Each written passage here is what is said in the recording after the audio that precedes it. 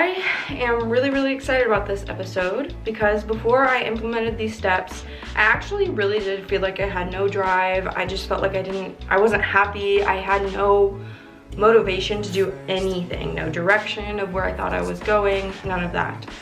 But now that I have added these steps and implemented them and everything, the sad days are a lot less. I feel so driven. I'm so excited. I have goals. So I really hope that you take these steps, you implement them, and you enjoy this episode as much as I enjoy filming it and talking to you about it, because it really did change my life, and I'm not just like clickbaiting you or anything. This is 100% legit. Hey guys, I'm Grace Torie, and you're listening to That Girl, the podcast. Grab a beverage of choice and settle in because the new episode is starting now. Hey, what's up you guys? It's your girl Grace Torie, and I'm back with a whole new podcast episode. You know how when they're in like a Netflix documentary and they sit down and they're like, yeah, I was a part of this big event? That's me every time I sit down to do the podcast. You know how I always say that I feel like I have literally been through some chaotic experience and then I sit down to film and I'm like, whew. Okay, well today that actually happened. Be careful what you say because I manifested it. So we have a huge ice storm coming. Like, it's tomorrow night and we're already under a state of emergency. And Josh and I coincidentally ran out of de-icer for our windshields this morning. So I was like, no big deal. I'll go pick it up because we needed to go to work tomorrow, you know, being responsible or whatever. 5 stores. I went to 5 stores before I found it. And I tried to get food for this because we might be iced in for however long.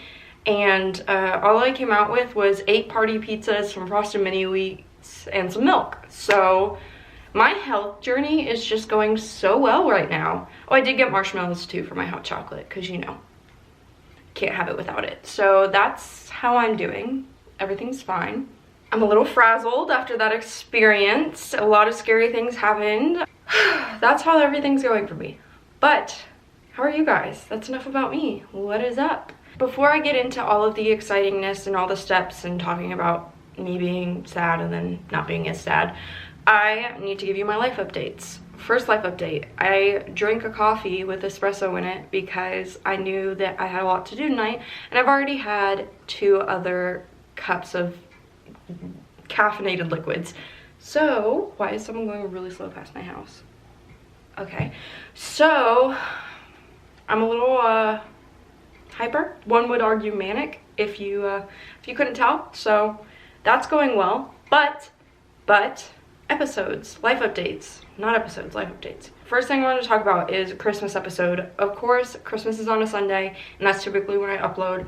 Originally, I had planned on uploading on Christmas and just doing like a fun holiday episode and filming it ahead of time. However, with the ice storm coming, I don't know if that's gonna happen. I'm planning to film on Friday, but I'm just honestly not sure. It's gonna be like a last minute game time decision, so make sure you're following me on Instagram because that is where I will let you guys know if I end up uploading it or not. And also, if you have any ideas for like a fun holiday episode that you want to hear, let me know because this will be you know, a fun thing. It'll be the last holiday episode. It'll be the last episode of the year as well.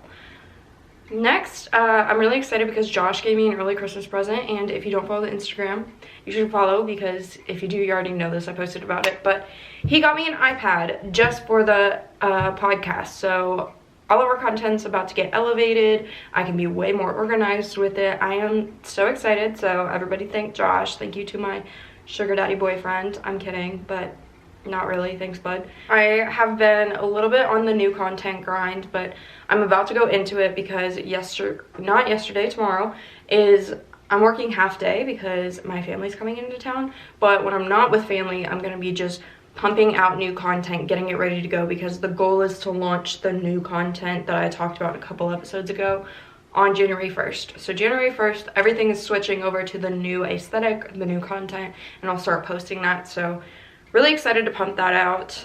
Big thing is I need to clean. This whole break is just gonna be me cleaning when I'm not doing the new content and I'm not with family. Really busy.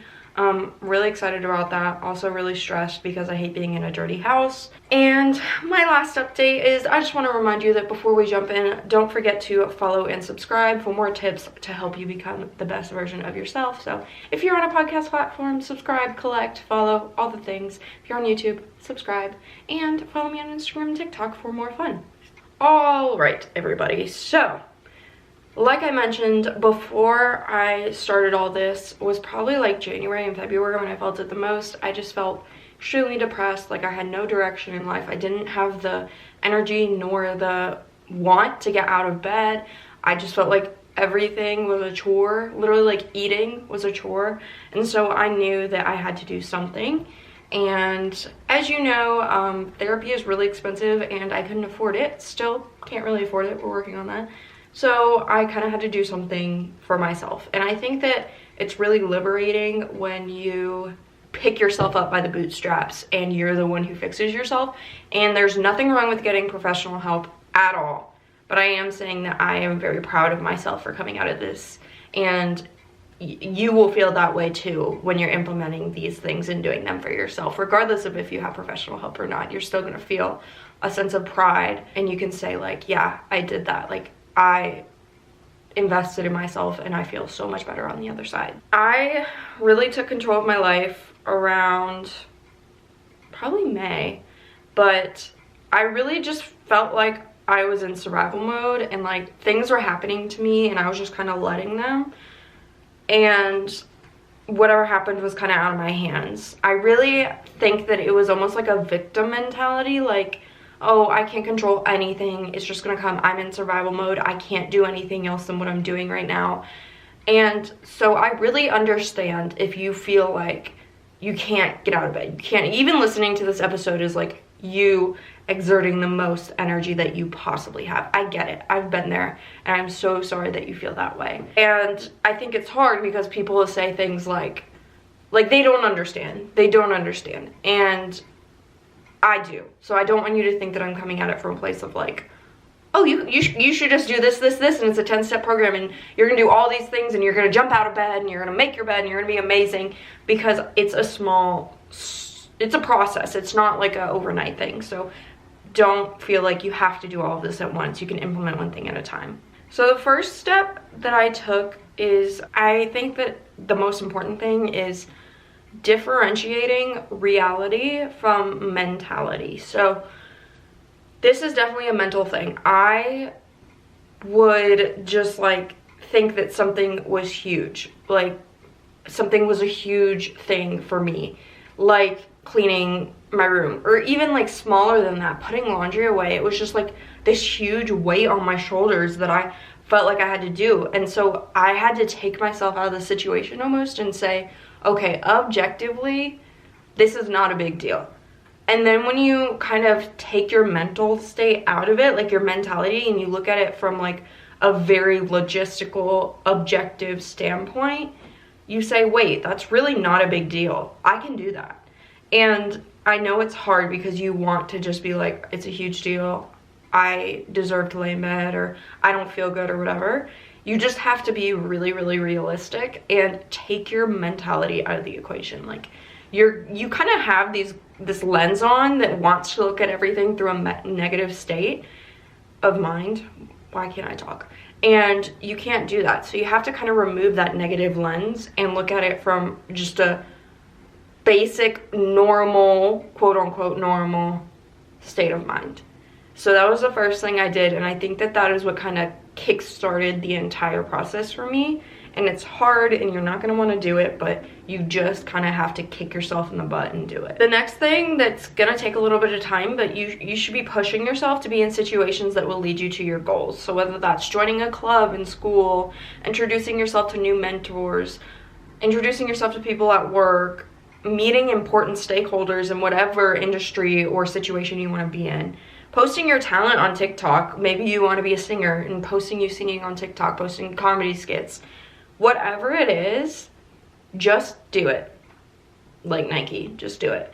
And do it with confidence and optimism. Even if you're faking it at first and you don't feel like you're being yourself, fake it till you make it, baby. This is one of those situations where it's okay to kind of fake it. Fake your confidence, fake your optimism, act as if you're doing it for a job. Act as if posting on TikTok is your full-time job. What is going on? My ring is going off like I've never heard alert on. This is the 4th animal that they've posted and say it's gone missing. I don't know what it is. I need to like keep my animals on a leash. That's scary. Everyone's going missing today. But like I was saying, act as if you already are a TikTok influencer. Act as if you're a podcaster. Act as if you are a full-time singer, and you know, do all the things. If you want to have good grades, act as if someone who has good grades. Go out of your way to talk to people, study, all those things. And this is like a situation where it's okay to do that. Okay, so another thing, and I think that you're kind of gonna have to use your intuition to decide what is right and what's wrong here. Cut out people and situations that make you feel out of control. So if someone is gaslighting you, that makes me feel very out of control of the situation. And if they're gaslighting you, maybe you should reevaluate that situation, that relationship anyway. Also for me, I felt very out of control at work. The workplace I was in, previous to where I work now, there was a lot that was out of my control, and I would do something and then they'd be like, LOL, no, do it this way, and then I do it that way, and then someone else would be like, no, you're doing it wrong, do it this way. And there was no like standard set of processes. So if I didn't have like a set process to go by, everybody else was just telling me something different, and then it felt like I was out of control. And for someone like me, that was not the vibe. Like, it was not what I needed. So I ended up like leaving that position, and that was a huge step for me. And I definitely noticed like a huge difference. I felt so much better after. I do want to say though, there is a good out of control and a bad out of control. Like, there's a good control that's exciting and relieving, and then there's the bad one, and you just kind of have to trust your gut to know the difference. Like, for example, when Josh comes home, I know that I no longer have to be in control. Like, he can kind of take the wheel, and I can sit back and like, he can surprise me with like what we're gonna eat for dinner, or he can take care of the dogs and I can take a nap or lay down, and I don't have to watch them like I was doing before I got home, you know, be a pet owner. Like, that's a good kind of out of control, if that makes sense. Like, it's out of my hands versus out of control like the situations I mentioned with work or gaslighting or things like that. So it's really up to you to differentiate what is like a good form of out of control and a bad form. So take those examples and do with it what you will, but this helped me a lot. This really helped me a lot. Just like cleaning out anything that was unnecessary or not what I wanted to do or out of my control. So the first thing you have to do is, before you can take control of anything else, you have to take control of yourself first. So the very first thing that I did was go to bed early. Not get on my phone, not watch TV. And when I say go to bed early, I don't mean lay in bed all day and then go to bed early. Because I find that when I lay in bed all day, I can't sleep at night. I need to be like wearing myself out mentally and physically during the day. So keep yourself busy during the day and then go to bed early. This was a huge, huge game changer for me, because it was a first step towards reinventing and improving my self-care. Yeah, going to bed early and then going from there to improve your self-care process. Next, kind of going along these lines, is building on little habits. So making your bed, doing the dishes, the little things are going to build your confidence within yourself, and the habits will eventually get bigger and bigger. So a year ago when January, that was almost a year ago, oh my god, when I was feeling that way, I would never, I stuttered, I would never in a million years have believed that I would be uploading there are so many big yee trucks outside of my neighborhood house window. This is what I get for living in Kentucky. Yeehaw, cowgirl. Okay, as I was saying, I would never have believed almost a year ago that I'm uploading 2 podcast episodes a week, working full time, and doing all of the content that comes along with that. Like, I would not have believed it because I genuinely didn't believe I was capable of doing that. However, by starting with little habits and building my confidence in myself and what I can do, and then going from there, I can do it now. And it's really not that hard, not that bad. Like, I'm vibing right now. I don't feel super overwhelmed. I don't feel burnt out. Like, I'm having a good time. So if I would have just jumped into uploading 2 podcast episodes a week and all the content and working full time, I would have no, I wouldn't have done it. I would have not been able to. I probably would have stopped the podcast not soon after really soon after starting it, because I just wouldn't have felt capable and not believe that I could do it, and then just given up. It's kind of like taking the training wheels off, building blocks. Like, start with something small, and then when you're confident in that, add on something else, and build those habits until you get to where you want to be and continue building. I'm still building. You guys know that. Another thing that was huge for me is put time frames on bad days. So don't let your sadness overflow to the next day. If you're having a manic day, it's one day. Putting time frames on things gives you the illusion of control, and you'll find you don't need that extra time. So I used to kind of thrive on the victim mindset. I was like, oh, I'm sad, I have clinical depression, it's fine that I didn't leave my bed for 3 days. No, that's not fine. That is not okay. And this is another one of those times when you have to just kick yourself in the butt and get up. But putting a time frame on it really helped me, because I would tell myself, okay, you have 1 day to do this, or you have tonight to be as sad as you want, to be as upset as you want, but tomorrow we are doing this. And I would find that I was giving myself permission to really be as sad as I wanted, instead of feeling guilty about being upset or having a manic episode or whatever. And then the next day I wouldn't need to feel that way anymore.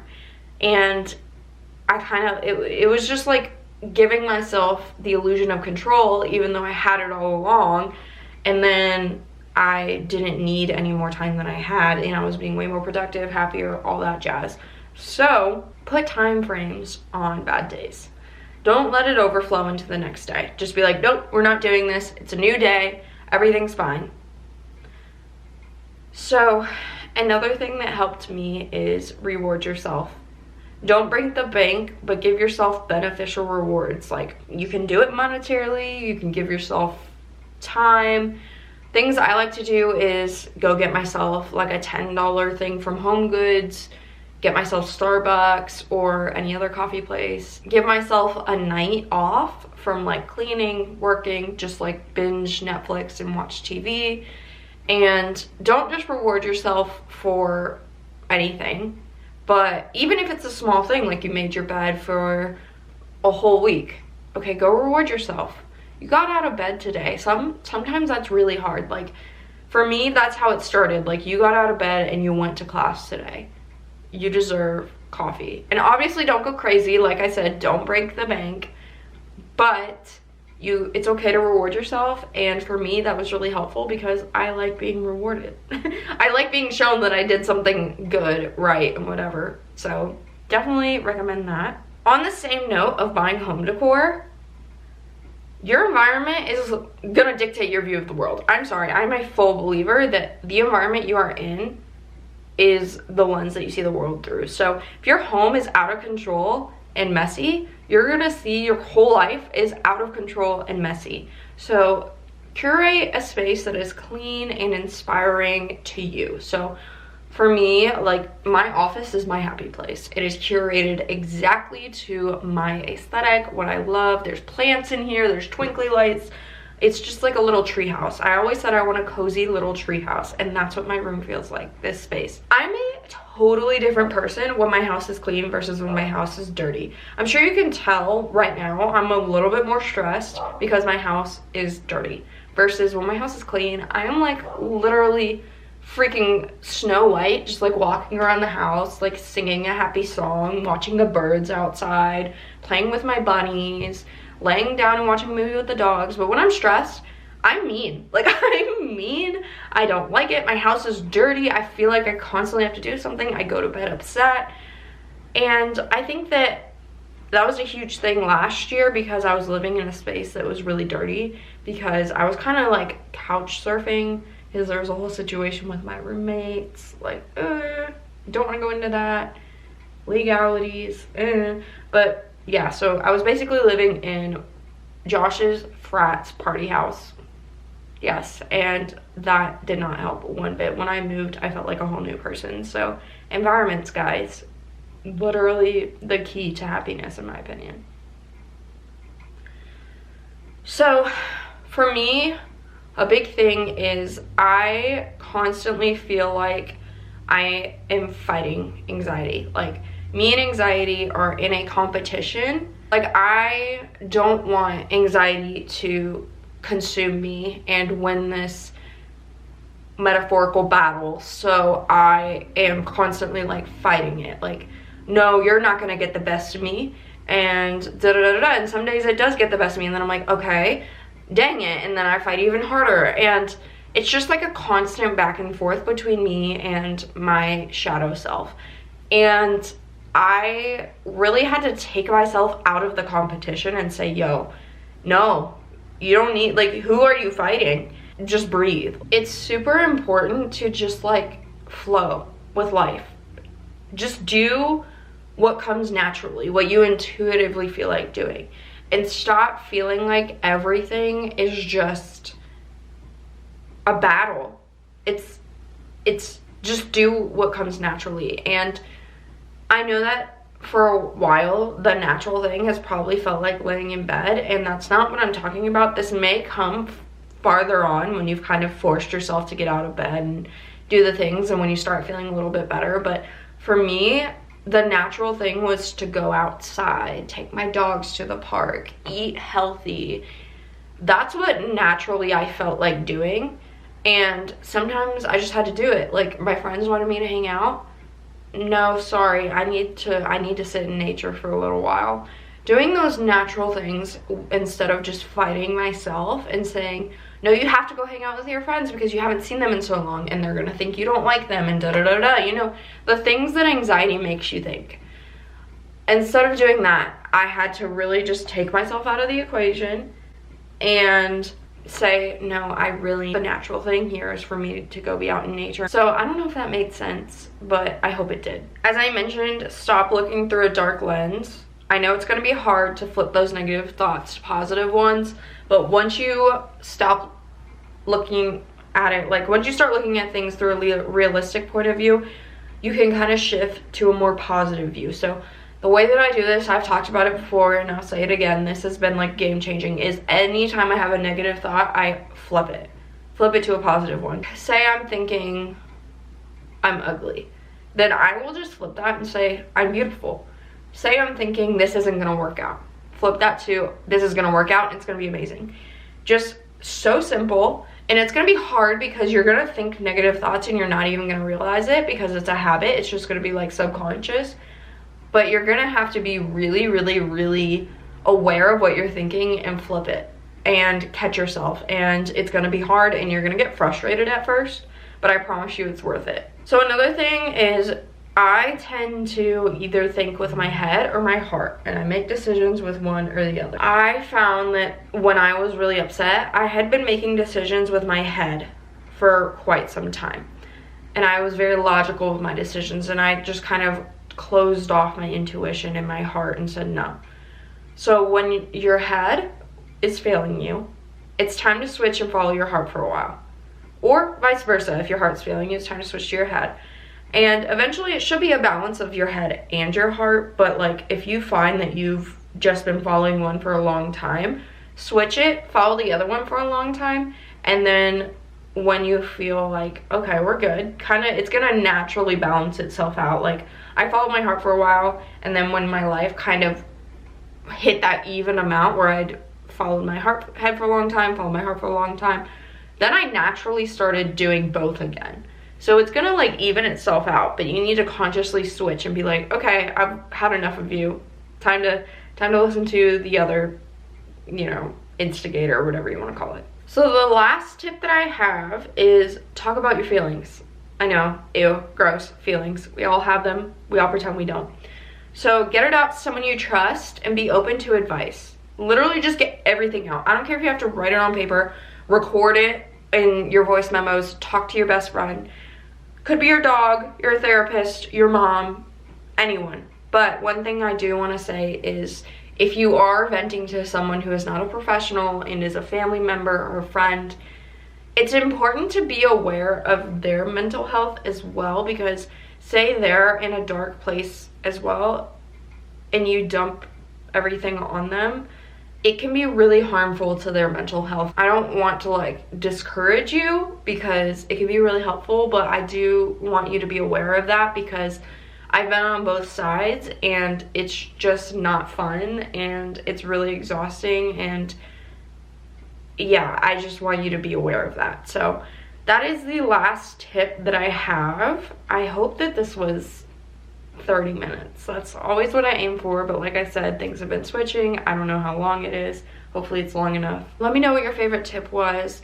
I love you guys so much. I'm so excited to go into 2023 with you guys. You're my whole world. Even if I don't do like a whole episode on Christmas, I'll at least do like a little hey, can't wait for 2023, love you guys type beat. Hopefully I'll have a new episode up, but if I don't, I will at least do a little thank you so much. You guys are the best.